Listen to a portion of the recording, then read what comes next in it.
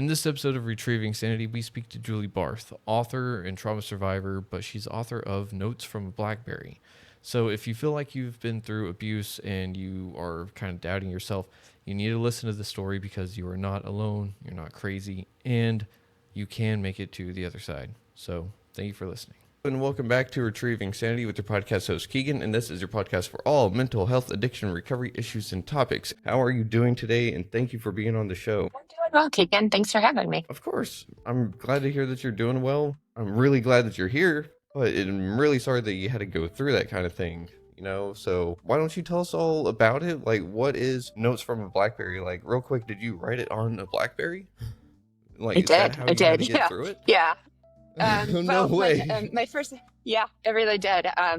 It's funny because a lot of people associate it with political stuff because, it's always that backstory of, someone sending the wrong text message to somebody else. But I used to take my husband down to chemo when we were we were in our 30s, and I had a Blackberry, and he was so sick that when we were there, he didn't want me to move around a lot. So I actually wrote about my daughter who has special needs. We had just come off of 4 years of traveling around to try and figure out what she, why she was sick, why she wouldn't grow.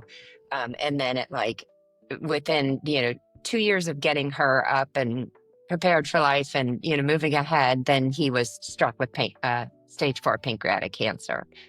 So yeah, it was, but I would write her story, and I wasn't a writer at the time. I subsequently became one, but I would then write it little snippets and email them back to myself. So I pieced it all together, and it sat on my computer for about 12 years, if not more, just kind of stewing, I guess, waiting to be released. Oh, wow. Huh. So I really didn't expect it to be from a Blackberry. Holy cow. So you actually sat there and essentially took notes, like a little journal of sorts, and pieced everything together. That's really interesting. I haven't heard of someone emailing themselves a book. Yeah. Well, it was about 16 months. I think he had about 9 months worth of treatment. So we would go down every Tuesday, and I was just coming off of having my daughter, and there was a lot of medical malpractice that led us to go from hospital and surgeries. So I found myself, people would say oh, and when he got sick, we had 4. So we had 2 more children. But when people would ask me about, oh, what about your daughter? I would just grow up on them. Well, and then, and I kind of got to the point where I thought, I got to stop venting to other people and just find a better outlet for remembering it, processing it, getting through it. And so I never really wrote the book to release to the universe, but after reading it over, 12 years later, and just remembering the courage and everything that Tatum and Colin, because it necessarily flowed into his battle as well. So I released it to kind of try and help other people work through the caregiving stages of it, because it's so difficult to be a caregiver and just feel the weight of the world on your shoulders all the time. So that's kind of what the book's about. It really is just his story and her story. And, her story is one of those, anything that could have gone wrong did go wrong with Tatum. It was a comedy of errors without any comedy attached to it. So it's got a lot of twists and turns and ups and downs. And man, well, I'm really sorry that it has to have all those downs and turns, because unfortunately that's how life goes. It did turn you into who you are today, and because of that, you help people through some really, really tough spots, and spots that they may feel kind of trapped in. You probably didn't really sit there and go ooh, I'm writing this book to change the world all of a sudden. It was probably just something to kind of keep you on some kind of mental wellness track, right? Something that was more I think I did it because I knew that my children would never get to know Colin. We had high hopes that he was going to make it, but inevitably I kind of knew. My youngest was 6 months when he was diagnosed, and my oldest was 10. So, my oldest knew of him, but, when you live your life, you could live to be, 100, and all these stories that you have in your head, you really don't ever tell your kids. You just kind of assume that you share them genetically with them. So I think that it really was, just kind of like a revisit of everything that I remembered and cherished about him and his resilience. So I think that's where my focus was. But after that, when I let a couple people read it, just kind of like litmus test, what do you think about this? And most people said, I never knew that you were so sad and lonely. And, it's funny because I never saw myself as sad and lonely. It's funny that they read it and they could see what I couldn't see. And 12 years later, it's now I can look back and say, gosh, I was hiding a lot of it and just trying to like show everyone that I was okay and I didn't need help and I was fine and, don't look over here. And I think as a mother and a caregiver, that's what you do. You just keep pushing it along, and making nice and pretending that everything's fine because you kind of feel like you have to. You have people, so many people looking to you that you don't have time to break. It's not the program. So I was hoping that when people read it, they would give themselves the same grace that they give to me when they read it, because I'm sure on the outside, people are probably like, oh, this woman is working so hard, give yourself a break. And I would too. But when you're in it, you just feel like you're letting everybody down. Yeah, you're hitting some really key points about being a caregiver of any sorts, but not only that, but a mother on top of it, because those are two totally different jobs. You can be a mother without being a caregiver, and you can be a caregiver without being a mother. So being both at once is one heck of a thing. And so I just have to applaud you on being able to actually push through and find a way to thrive, because in a sense, like you said, in the middle of it all, it's just something that feels overwhelming. You feel discombobulated all the time, and you're having to sit there and hold up everyone else's world while yours is essentially falling apart, right? Yeah. I think you shelf your own feelings. I kind of felt like there wasn't time. There's not time to feel sorry for yourself. There's not time. Everybody always says, this is the thing, right? Like, take some time for yourself. Like, you can't, even if you want to, which you don't want to, because there's so much guilt involved in like saying, I need time.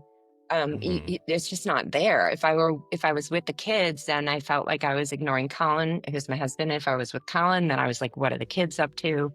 So I don't think I made a conscious decision in probably, 4 years. You just go and you do, and it's like putting out fires. It's not like I ever planned. People say, how did you do it? And you don't have a choice. It's not, you don't wake up in the morning, you're like, you know what, I quit. I'm out of here. Pay's not good. I'm leaving. So you just do.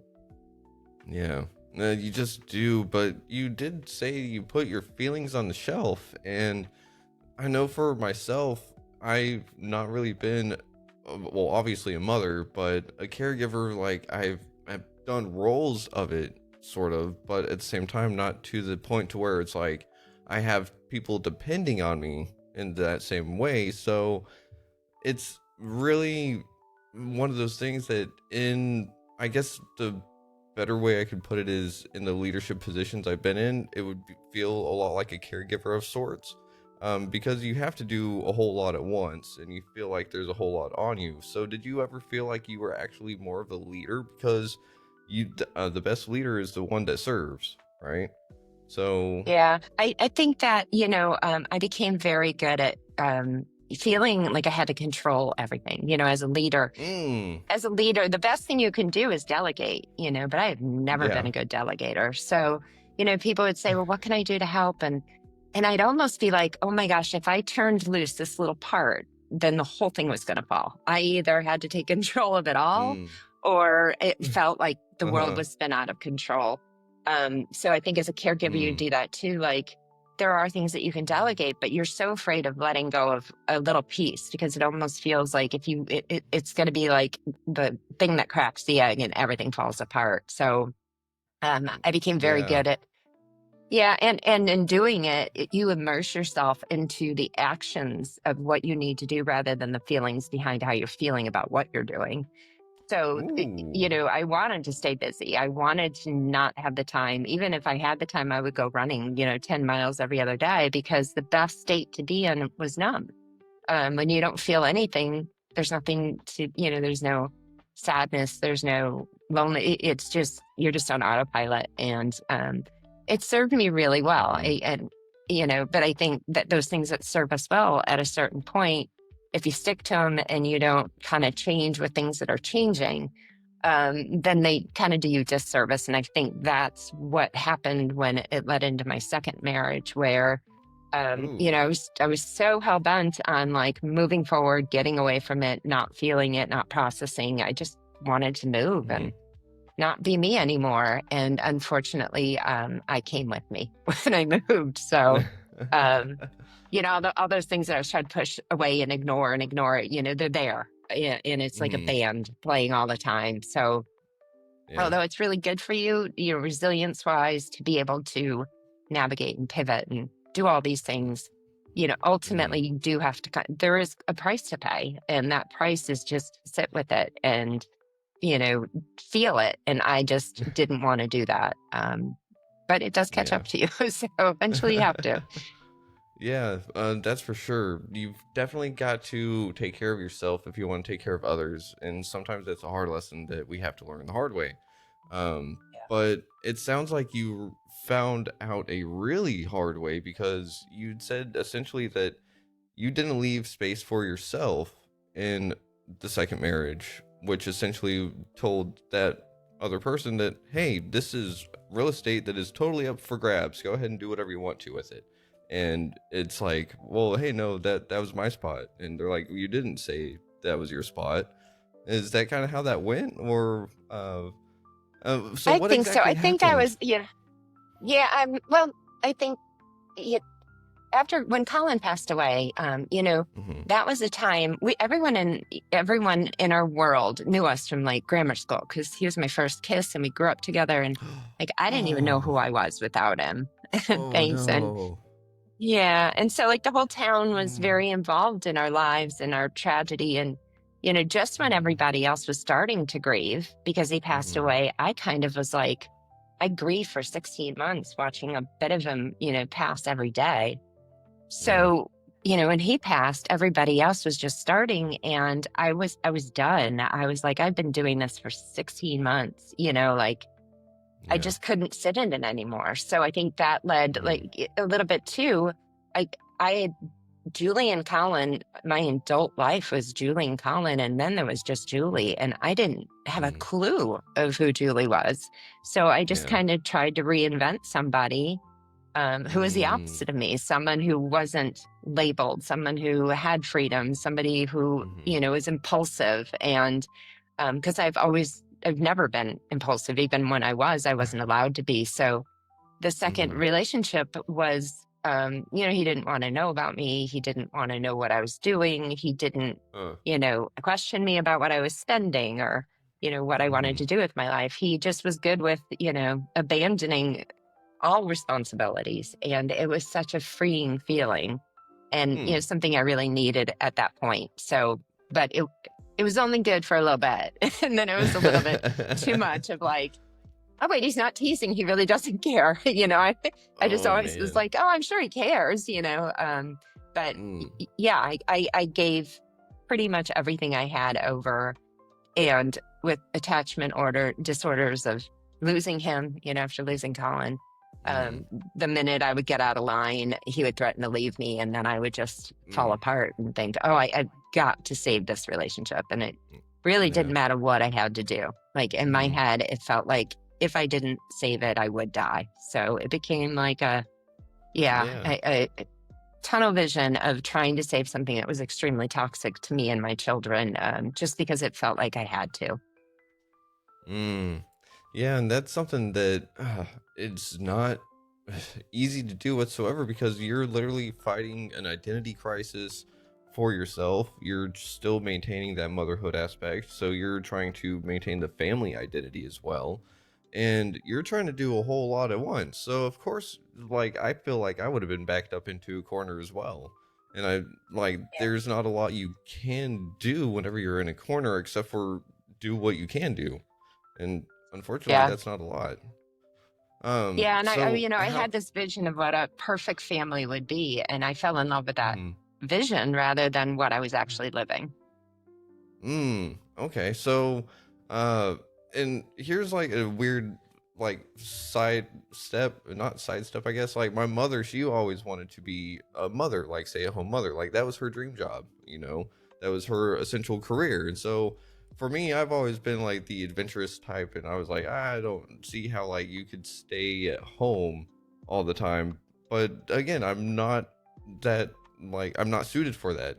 So what does the perfect family look like for you in that regard? What roles were you trying to fill that you were maybe not meant to fill? I think it was more, a healthy husband, not a special needs daughter. You have children that don't have special needs. And Tatum stuck out Mm, like a sore thumb. She still does. She's a little person, so she's 24 and 24 pounds.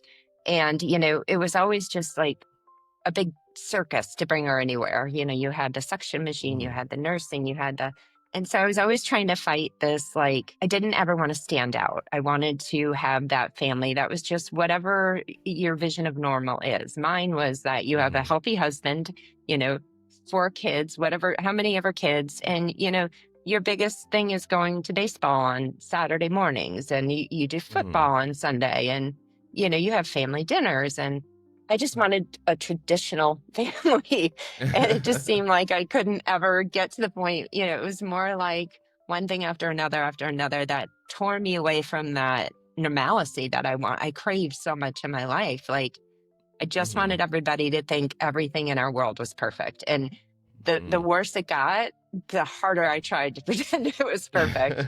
So, yeah, I think it was a lot of years of acting, of just being Mm, like, everything's fine. Don't look over here. He's mhm. not sick. She's totally okay. It was almost like the house was on fire. And I was like, no, it's not. My house isn't on fire. Um, so it was a lot of bouncing and pretending and just trying to ignore what was right in front of me. And in the second Mm, marriage, especially, like, he was doing all sorts of things that your mind can't really comprehend, cheating on mm, me, stealing from me, lying to me. And I just kept mm, thinking, oh, it's me. Like, there's no way someone would steal my engagement ring and have a fake one. Just things that you'd think, I'm making this up in my head. There's no way that anyone that I love would do something like that. mm. So it was a Uh-uh. lot of years pretending that wasn't happening either. So No, that sucks. That really sucks. Um, that's it. like, can I ask on that personal like level, did the second marriage involve like addiction and stuff like alcohol or substance abuse, or was that just part of their game? Yes. Mm, yeah. I think, well, I think that a lot of the mental illness going on was covered up by alcohol, and I think there was extreme lack of self-esteem, and Mm-hmm. let's just say, and we both had a lot of issues at the time. I'm struggling with Yeah. all the caregiver's guilt, and Mm-hmm. yeah, it was a very tumultuous time for both of us, and I think that's what kind of kept me stuck there, because I kept thinking, well, maybe it's just because we're both so stressed, or maybe Mm-hmm. I am broken, maybe because where I had never, you say never, I had never had an argument with my first husband that couldn't be Mm-hmm. resolved. Like, I Yeah. could never imagine with my second, like, I couldn't resolve anything. Like, if I would say the Mm. sky was blue, or if he would, I'd have to check it 20 times, and he kept telling me it was purple, and I'd be like, but it's blue. So Mm. there was just so much confusion that, Mm-hmm. yeah, it was very hard to navigate, on top of yeah, substance abuse and a lot of drinking and all those Yeah. things that make all of any mental issues that you're dealing with are just made worse when you self-medicate. Mm-hmm. Very much so. I Yeah. only really asked because I was like, I come from that same background, and like that sounds like something that anyone in the right mind would be like, no, that is really stupid. Why would I do that? But in the moment, whenever you need to find your fix and however you're going to get it, you're going to come up with some really ingenious ways to be like, oh yeah, that. And it's like out of a freaking comic book sometimes, with how silly those kind of scenarios could be. But that's the Yeah. thing, is that with it being so silly and out there, it does sit there and almost gaslight you into thinking like, no, that can't be real. That's too extravagant. Like, that is way too much. Like, why would someone go through Right. that much trouble just to hurt me? You know?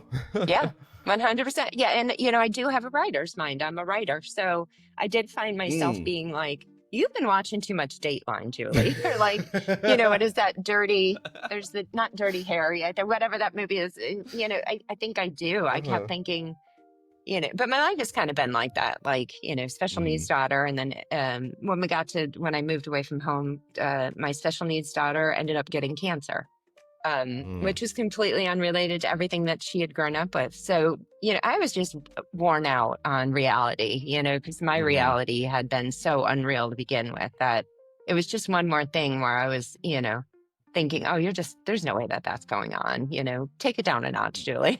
You're being a little dramatic. Um, but I did I was talking to someone else on a different show, and I was telling my story. And as I'm telling, like, I say, like, oh, and then her face just kept like melting. And, from the outside, I can see where people would be like, so then you decide to have another child? Okay. And it's just that you get caught up and swept up in a moment, and you do things that Mm. you would never see yourself doing. And then when you do them, you think, why did I do that? So, Yeah. um, yeah, it's kind of a crazy cycle, literally, a Yeah. cycle that keeps you in this perpetual state of confusion. Mm-hmm. And that's a really good way to put it too. A perpetual state of confusion, because whenever we're in the thralls of whatever may be ailing us, there's usually not a good way out. We kind of have to stumble and find our way. And I know that whenever stuff starts to become more like lucid, I guess, looking back at things, our perspective will shift so much that sometimes we turn into our own worst enemy at the same time. So whenever you started to actually see what was going on, and especially like in second marriage, did you start throwing guilt on yourself? Like, oh no, this wouldn't have happened if I did this, or this is my fault because of this, or did you have that unnecessary guilt thrown onto yourself by yourself? I did, he was very brutal to my children. Mm. Yeah, there was a lot of, because I do define myself as mother first. And, Mm-hmm. to look back and recognize that I made all sorts of excuses for his behavior and dismiss my children's feelings about it. I Mm. think that's a heavy guilt that I carry. And, the fact that I just kind of picked up and left everyone. I left my family. I left my first husband's family, and just took my kids to the middle of nowhere. Um, Mm. but, to anybody who's feeling that way, I try to stick with the mantra that, it's so easy to look back on something and say, well, that was dumb. But you make Mm. decisions that you make with the information that's presented to you. And I try to, Mm. tell people and tell myself that if you did it for the right reasons, regardless of what happened, what comes from that decision, you can't blame yourself for, if you had a good intention in doing it and you had Mm. goodness in your heart, then no matter what happens, you can't, second guess it. Everything happens for a reason. As much as I hate that phrase, I believe in it deeply. I wish that wasn't the Mm-hmm. case, because it's not always a good reason, but Yeah. um, yeah. So, Mm-hmm.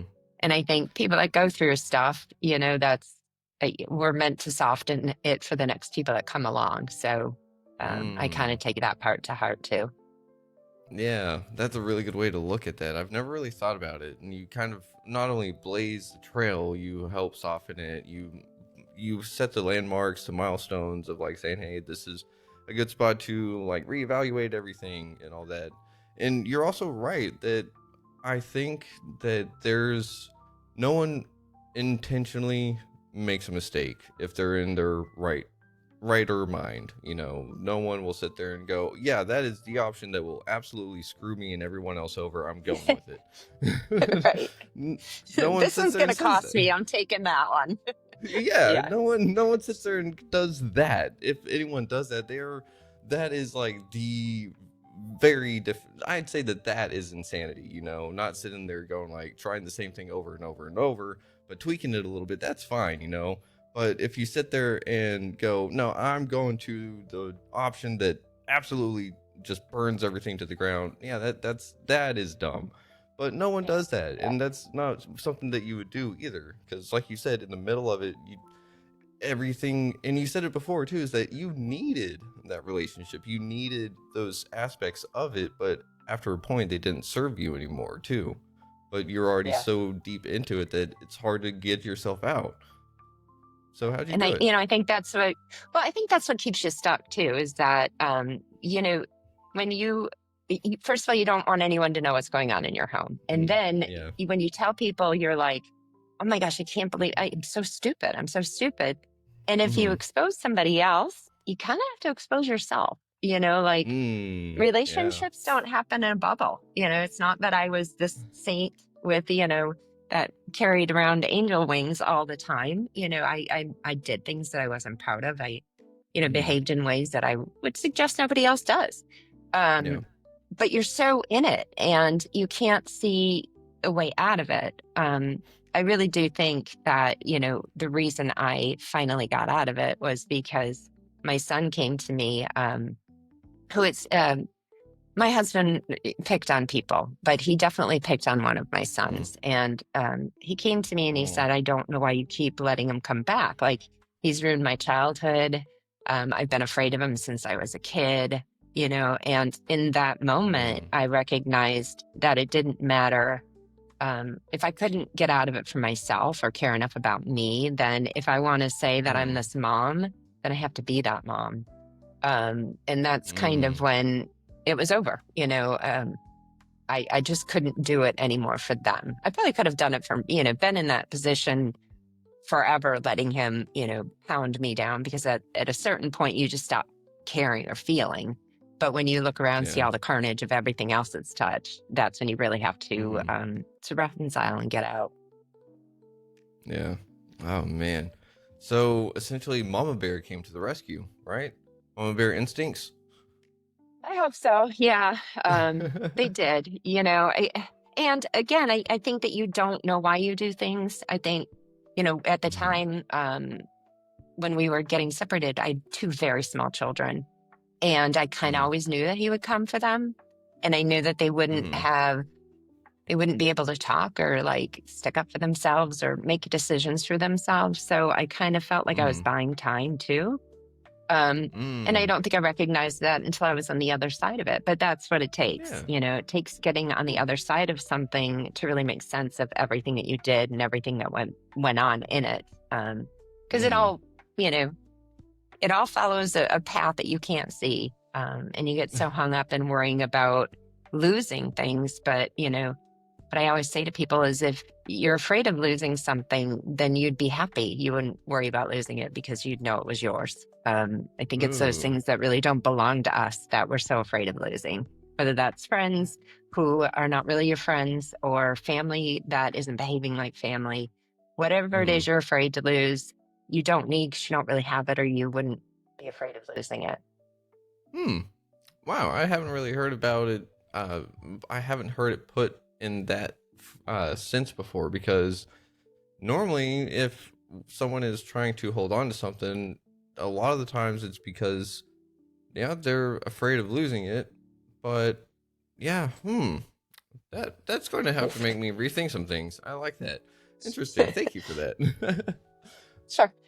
It took me a long time to get there too. But yeah, I mean, I just think, and, I'm older now. And when I Hmm. have a friend who's a true friend, I used to worry so much about like how they saw me, or what, how, if they were mad at me, and then I came Hmm. to find out that, those people that really do love you and are in your life, if they're upset with you, they're going to come and tell you and give you the opportunity to defend yourself or talk about it. Yeah. And if they don't, then you're not really as close to friends to them, and you really don't have that relationship with them that you want, or that you think you Hmm. do. If you feel like it's so fragile that they're just going to get up and leave you. Hmm. And it's true. The people that were fragile in my life, friendships that I thought were very deeply rooted, but were Hmm. clearly fragile. I lost them, and it's sad, but Mm. like I said, I don't know that I had them to begin with, to a certain extent. Yeah. Yeah, kind of like you're sitting there building a whole like bunch of different houses of cards, and if you move wrong, then they just topple over. Yeah, that's not really a friendship or a relationship of any sorts that I could say I would feel confident in having around. But it does seem like those are the ones that like we seem to take pride in, maybe, and that's why we don't want to lose them. Huh. Yeah. Hmm. So, whenever you started to actually unravel everything, though, I mean, you're sitting there and you're in the middle of all of it. How did you get everything sorted out in the most neutral or positive way that you could have, Well, for yourself and for your unfortunately, he kids? didn't allow me to. Mm, He had sought a counselor 2 years before he even said anything about getting divorced. That I didn't know mm. about until I went to hire that lawyer, and they were like, "Oh no, your husband came in 2 years ago." He was What? really, yeah, yeah. Huh. I mean, he set me up in several stages, so I was forced to defend Mm, myself and my character, and it was mm, hard. But I will say that. Um, it really opened my eyes to who mm. I really was, because Yeah. for a while, you begin to believe what somebody tells you. So when he Mm, came for me and I had to like stick up for myself and say, I've done A, B, and C, it's really the first time that I recognized that I was raising all these kids on my own. So mm, fighting for myself gave me a certain level of confidence that I don't know I had before that. I think mm.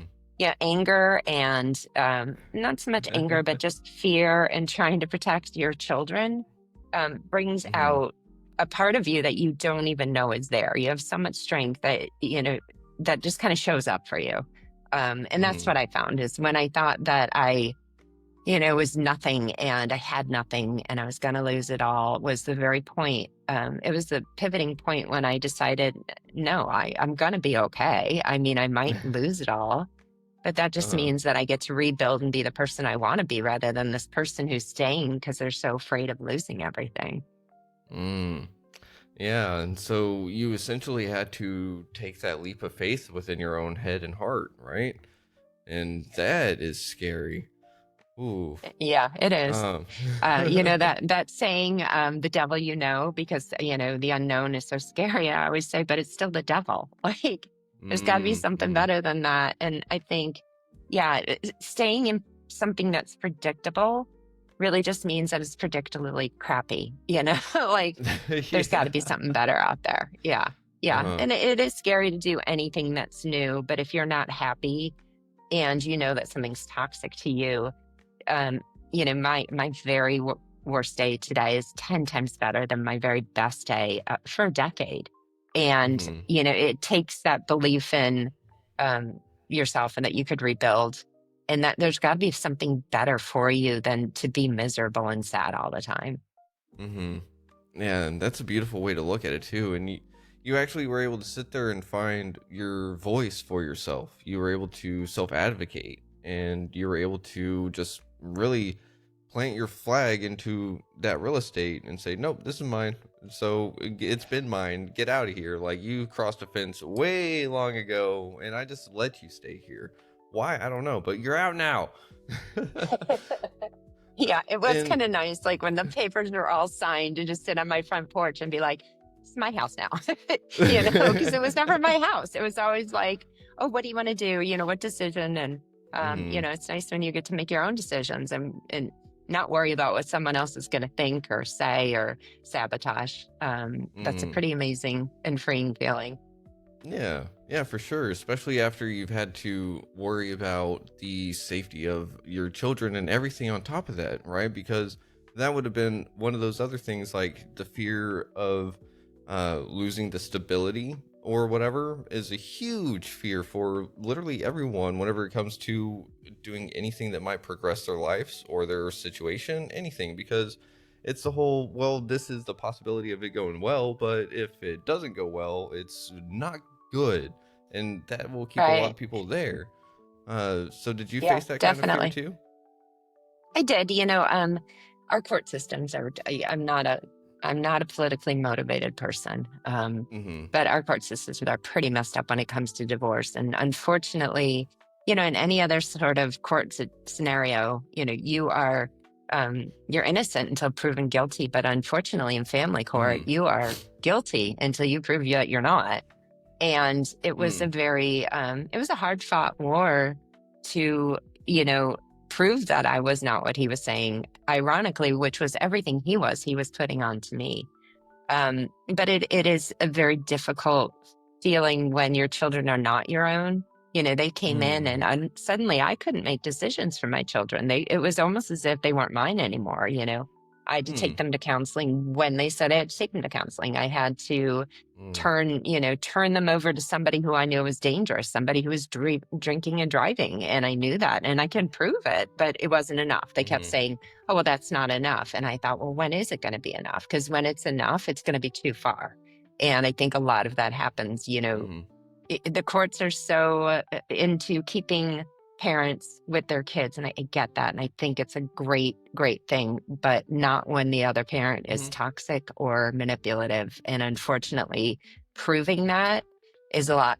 Mm. I think I went into it saying, oh, everyone's going to see what I see, but it's not the case, Mm.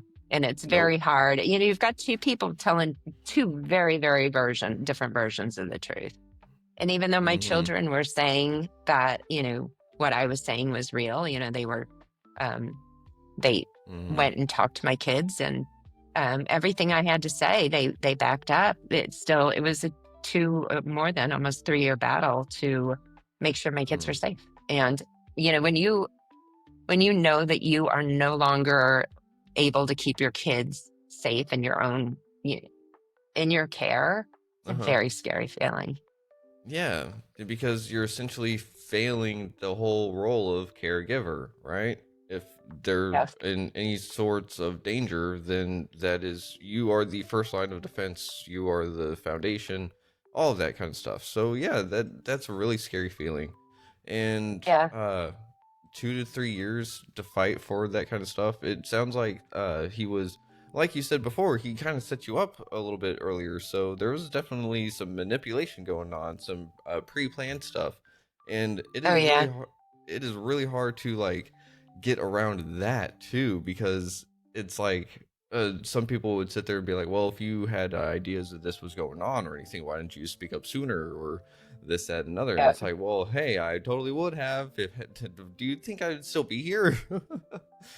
Yeah. And, I always just tried to make nice. So, Mm. when we didn't do a whole lot of fighting in person. I was Mm. afraid of him anyway, but it was a lot of text fighting. And he would Mm. save all the text messages and he was sending them to his friends and like, oh, look at what she's saying now, and videotaping me. And, um, I didn't Eesh. save anything. Yeah. I Mm. purposely would, after our argument, I would erase everything because I was like, I don't even want to read through that. That's just so ugly and toxic. I don't want to remember it. I Mm. just want to put it behind me.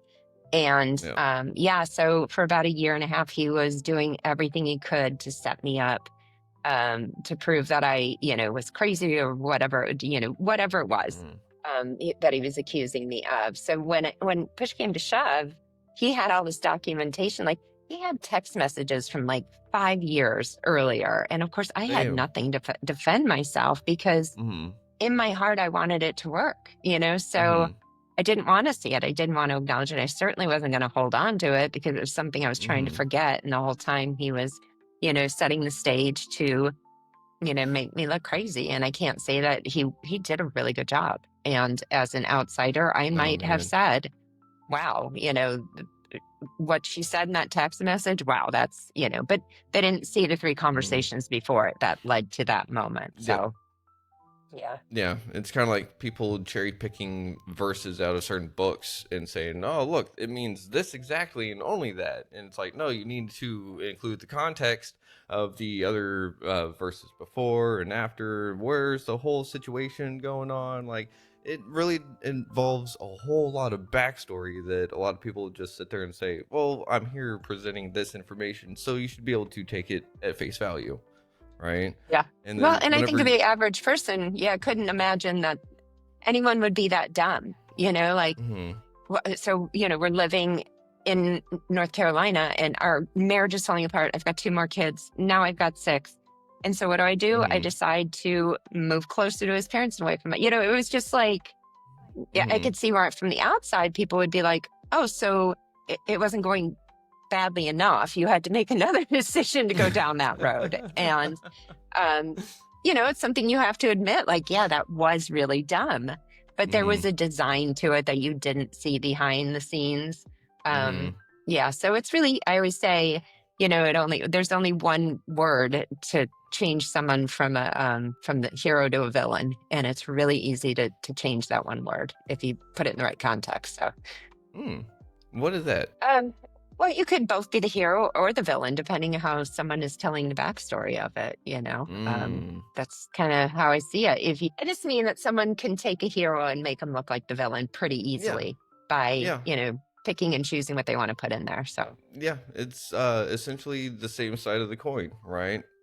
And we can look at it in the one of my favorite like Disney films is the first Maleficent one because in the early cartoon ones it's like Maleficent is this bad person, blah blah blah blah blah.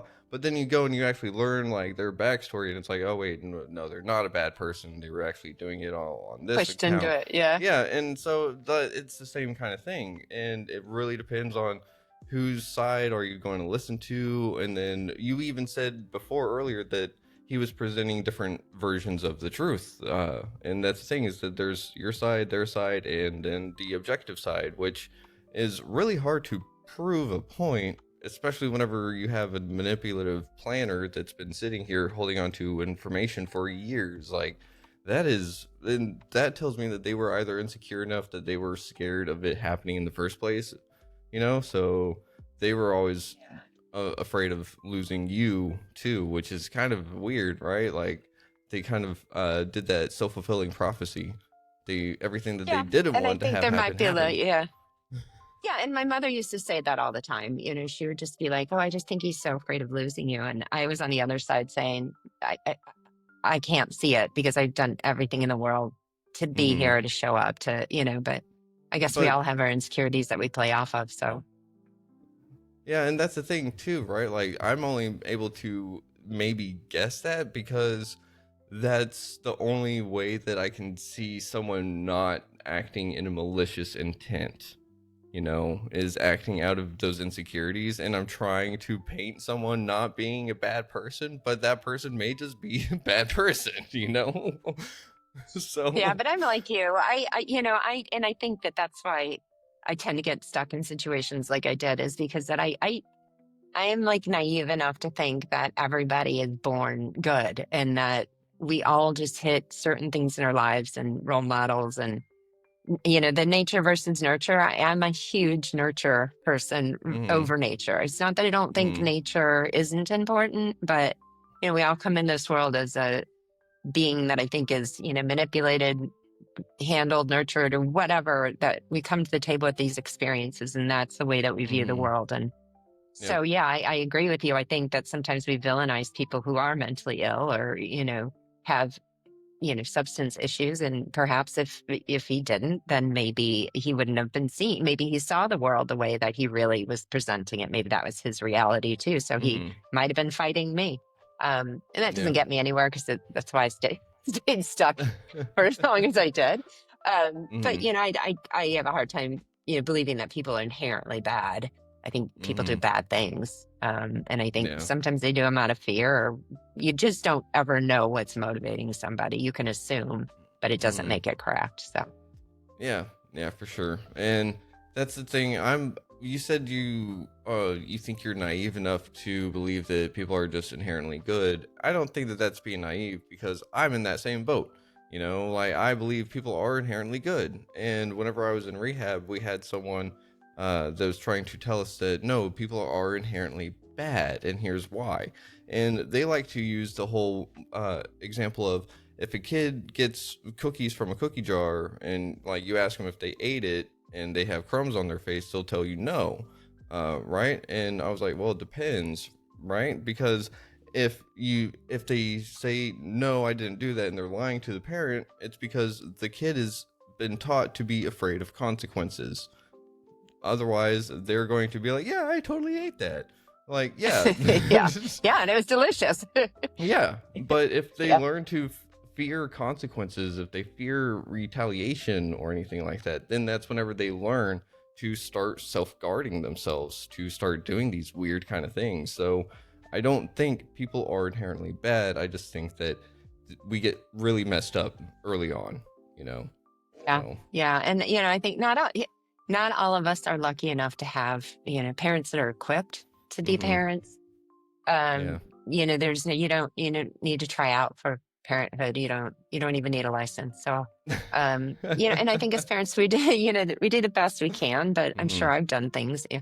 I'm sure, get my kids together in a room and and they could probably tell you some stories. But yeah, I think we all do the best that we can. Hopefully, I like to believe that we do the best that we can hmm until we feel threatened. And then we do certain things to try and protect ourselves or our children. And that, I think that's where a lot of ugliness comes in, especially in a divorce situation. You're hmm not really fighting for yourself. Well, unless you don't have children. But I think a lot of people that are in custody battles, they really do believe that they're the best parent and they can provide the hmm best. At least I hope. yeah. Yeah. Yeah. Yeah. Yeah, I hope so too. I hope that if anyone is sitting there trying to take custody of children, it's for the actual betterment and not for out of spite. Like, oh, you hurt me, so I'm going to take the kids, and of course that I think a situation lot of does that goes on happen, though. unfortunately. Yeah. But I think hmm that those people, the thing about being in a custody battle was that he didn't even want to see them. So he was fighting for time that he never Mm, lost, and he was fighting for things that he had. So the motives mm. behind it were kind of questionable. Yeah, okay. Yeah, whenever you put it like that. Yeah, never mind. But, um they tend to disappear anyway. So there's that. Yeah. Real quick, where can people find you and your book? And it's at juliebarthauthor.net, correct? Did I get that right? Yeah. Did I? I think it's net and con. I have both of them. I don't know it, but Ooh, if you go there, okay. there's also a tab for the charity that I started, the CJB Outreach, and there's hmm also a tab for my daughter's art. She does artwork, and all the Ooh, proceeds go to fund the charity. So they're all in one place, and my books and podcast appearance are there. And I have another book coming out hopefully later this fall. So um, oh, it's kind of exciting, nice. but yeah. Is this one going to be titled Notes from a Mac? No, it's gonna be it's already written. It's from blackberries to thorns. So I'm playing off the Oh. blackberries versus the technology. So yeah, Fair enough. but it would be Mac. I I am a like Mac that. person, so yeah, it's not gonna be Android. So it's not gonna be I, notes from an I don't Android. know why. I don't know how I guessed that, but I was like, I feel like you're a Mac user. um, Well, I'm older, so I think um, we all are. yeah, fair enough. I'm not here to argue in any shape or form, especially in that.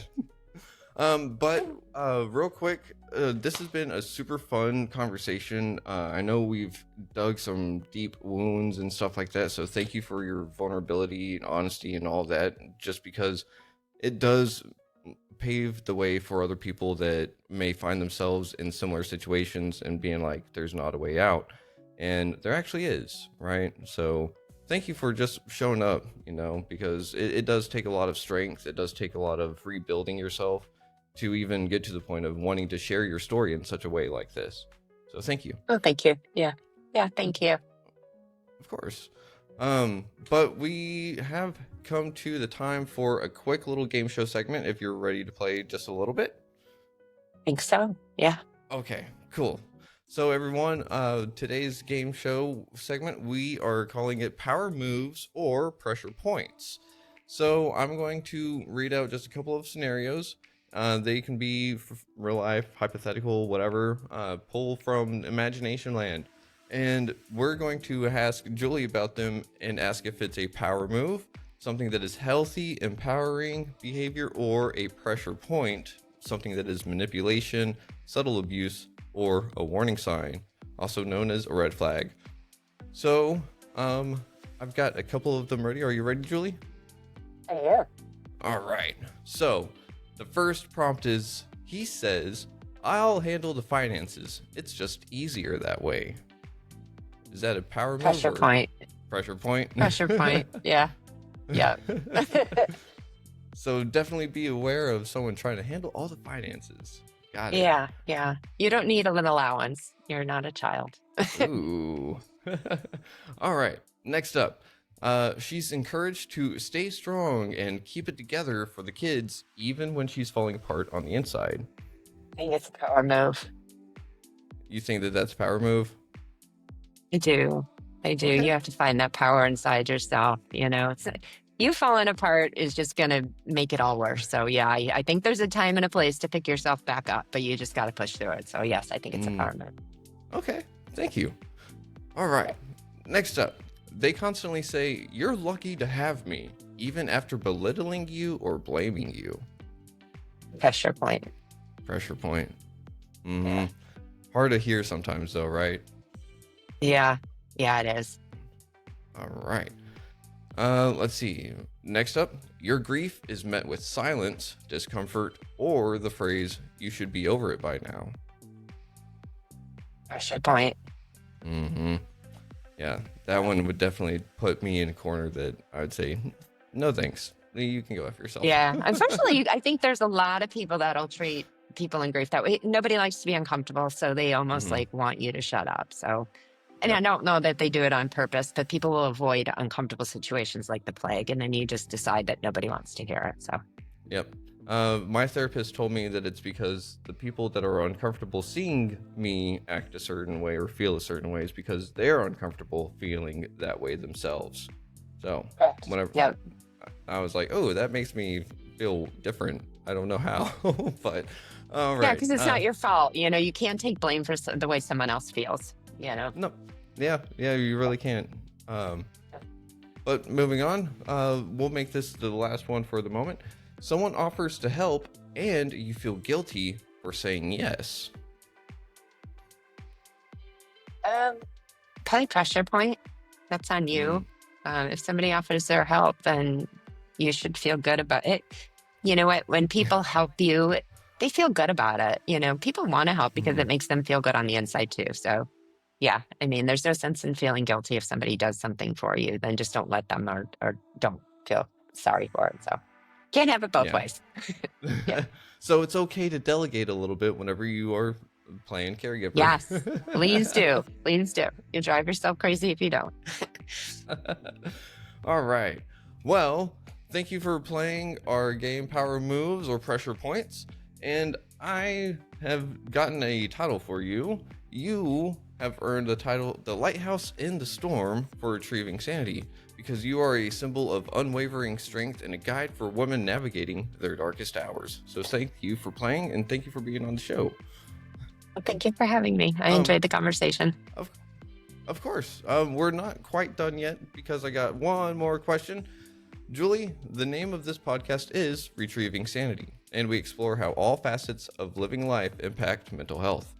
Looking at the incredible motley adventures of your life, what does retrieving sanity personally mean to you today, and what's one practice or perspective that you believe is crucial for anyone on that journey? Um, I think that the most important thing that helped me regain my sanity was to stop worrying about what other people think. It Mm, doesn't matter how people feel about you. If you wake up every morning, look in the mirror and know that you're doing your best, you're being the best version of yourself, then you're not responsible. Back to the whole, you're not responsible for anyone's feelings about you beside yourself. So I think it can keep you stuck because to keep worrying how people are gonna respond or what they're gonna think or what they're gonna say, it doesn't really matter. You have one life to live and the only person you're responsible to make happy is yourself. And no one else can mm. do that for you. So Ooh, I love that. Thank you for sharing that profound wisdom and insight because that's going to help out a lot of people. So, hope so. um, yeah. One more question. Do you think that we could see you on the show again in the future? Because we've got a lot of stuff covered, and I feel like that there's even more stuff that people could get out of this conversation. But whenever we deal with time schedules, we kind of got to stick within an hour, and there's no way we can get all the good stuff in just 1 hour. Yeah, I'd love to come back. Yeah. Like I said, my second book is Sweet. coming out. So maybe we could talk about this chapter two. So Yeah. The chapter Yeah. 2, book 2. Is that how that works? After, I think so. Yeah. All right. There's 3 in the series, so we'll start with 2 and go to the 3rd later. All right. Well, Julie, it's been an absolute honor and a pleasure having you on the show. Thank you for showing up for yourself and for all the women out there that are fighting a difficult battle with emotional, financial abuse, and just everything in between, because it's not easy advocating for yourself, and especially whenever no one else believes you, right?